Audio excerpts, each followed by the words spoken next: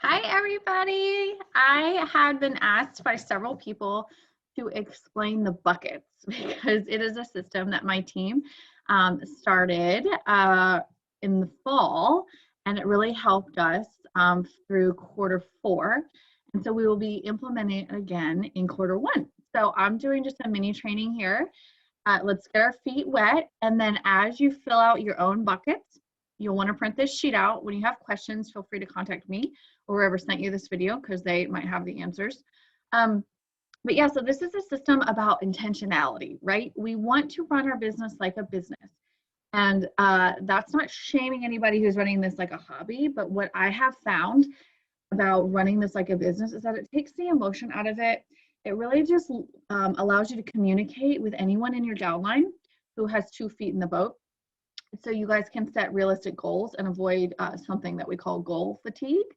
And that's where we're just like setting ranks and then like end of the month panicking when we're not there and then over it and then like shutting our business down.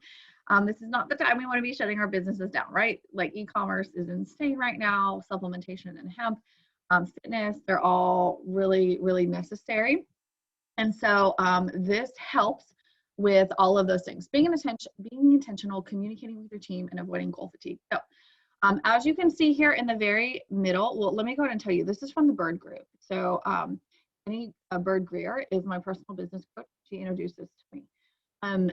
So she's the one who trained me on it.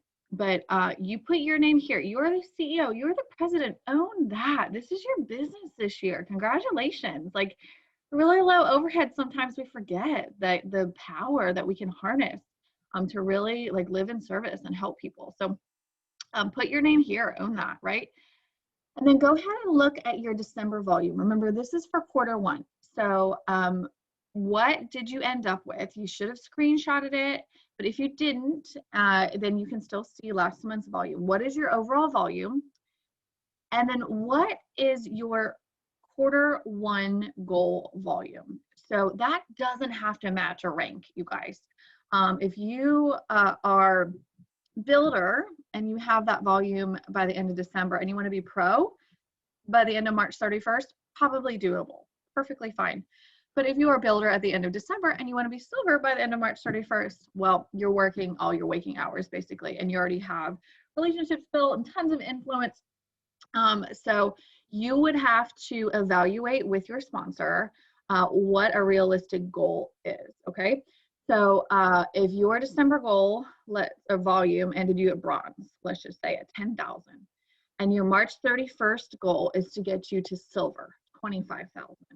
You're at 10, you're at 25, and then you write the difference, which is 15,000, okay? So those are the first 3 spots. Then before you even get into the buckets, what you have to do is look at what a core leader is. Do not confuse a core leader with rank. These are not the highest ranked people on your team. They have a willingness to do and replicate. So we can talk all we want, but if we're not actually putting in the actions, then we aren't 2 feet in the boat. Has drive, has energy, and has activity. Activity is different than results. I want to say that again. Activity is different than results. We do not place our worth, our success, our definitions, all of that on the results we have, but rather the activity we put in every day.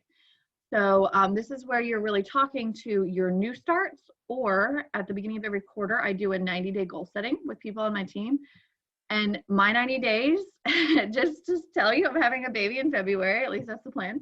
He could come January, I guess, or March, whenever he wants. But sometime in quarter 1, I'm having a baby. So my hours that I'm working this quarter are going to look different than my hours in quarter 2, which is very productive for me usually, and my hours in quarter 4 of 2020. So again, like having communication with your team so you know who is 2 feet in the boat, no judgment at all. We still love everybody. Are they coachable? Meaning when they come to you with an issue, you coach them and they say, okay. It's not immediately like, no, I can't, or that won't work, or anything. It's like, okay, well, you came to me, here's my solution, do it. And then if that doesn't work, we'll reevaluate. Have they moved past discouragement? Has someone quit their team? Has someone been nasty to them on social media? Has someone, like, has their family not been supportive? Have they moved past discouragement? Have they moved back a rank and still continue to work? And then again, words and actions aligning is huge.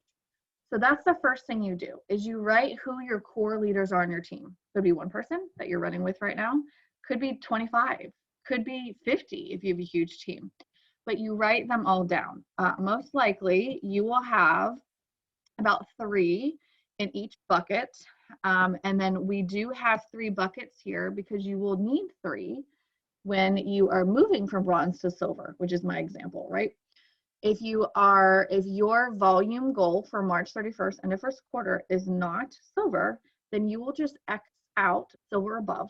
You will just X out leg 3 bucket, okay? So there we go. Out of all the core leaders you wrote down, write their name and write their volume right here. It says rank because that's easy, but I always write their volume here. Okay, you can write either if you know that a rank of executive. If you know the ranks by heart and what the volume is, you can write that, but go ahead and write the volume because this is just a numbers game. All right, so their name and their volume, right? Okay, and so then what we need to do is we need to figure out what is the new start average for these people in the bucket on leg 1. What is a new start average for these people in the bucket on leg 2? So if you have 3 people here and on average they recruit 1 person a month, their 3-month new start average is 3, okay? 3 times 3 people is 9. So you would write 9 here. On average, that leg brings in 9 new starts. Does that make sense? What was your ending volume for December for leg 1, just this leg? Because remember, our buckets have to be pretty much even. You know, there is some leeway, of course, but we want them to be those even bowls, nothing spilling out and nothing too low. And then what does the target volume have to be? So my example is bronze to silver, right? So we at least need in leg 1, 10,000. And then between leg 2 and leg 3, you could pick your target volume as 7,500, 7,500. You could pick your target volume as 10 if you have a really strong leg 2 and 5 if you're just starting your leg 3. So that you have to look at your new start averages to figure out what your target volume could be, okay? We can't have a 1 average new start and need to pump this up by 5,000. So again, what was your ending volume in December, and then what is your target volume based on the new start averages, okay? And we know that on average, a new start, our goal is to get them to 1,500 in volume by the end of their first 30 days, executive for those fast start bonuses. So that's when we can start playing with numbers, okay? So if you've got Amy, Brandy, and Cassie down here, right? Amy, what was her rank? I'm gonna have a conversation with Amy. Amy, where do you want to end up? Let's talk about where you want to end up at the end of quarter 1. And she's like, oh, well, I was pro and I want to be elite. So then the difference between pro 600 and elite 4,500 is 3,900 in volume. That's her goal. You're going to help her because that's what we do. So stick 3,900 in your bucket. And then do that with Brandy and with Cassie. All of that volume that they are projected to get, and you decide as a sponsor if that's realistic, put it in your bucket, okay? And then if that equals what your target volume is, you do not need to personally recruit in this bucket. But if over here, you only have 1 person, Danny, and he's just trying to go from pro to executive because he's super busy, you know, that's only a difference of 900 in volume, right? Yes, and 900 in volume. So then you might need, you know, 4,100 more volume in bucket 2.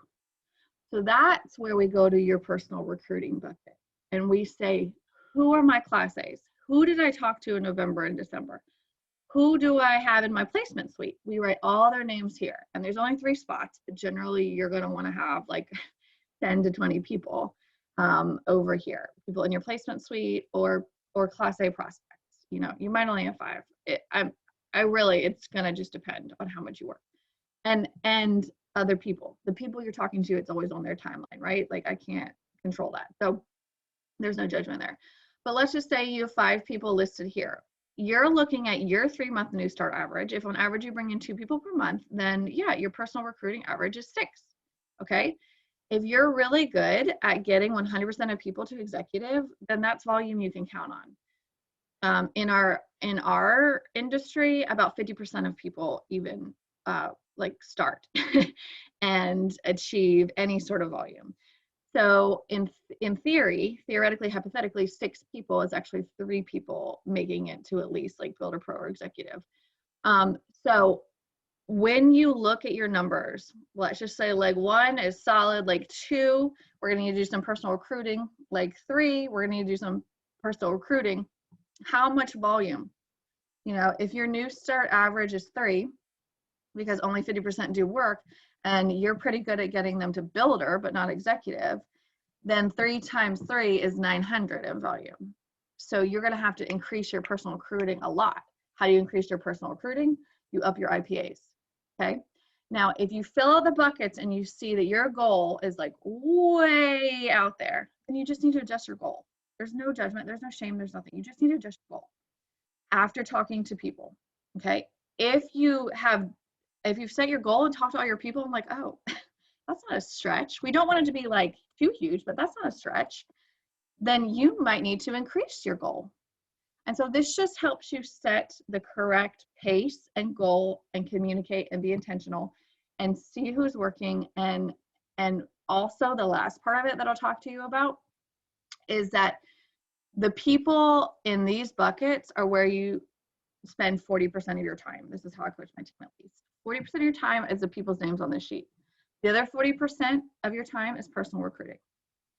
And then the last 20% is everyone else on your team. Your people's people, everyone, people who are doing this as a hobby that just might need you for, you know, a 3-way for products or anything like that. So hopefully that helps enough where you can get started with actual numbers. And then as you're working with your numbers, if you have questions, then first ask your sponsor who sent you this, but then y'all can get on a Zoom with me and I can help you work through it. That is what I do. This is what I do at the beginning of each month.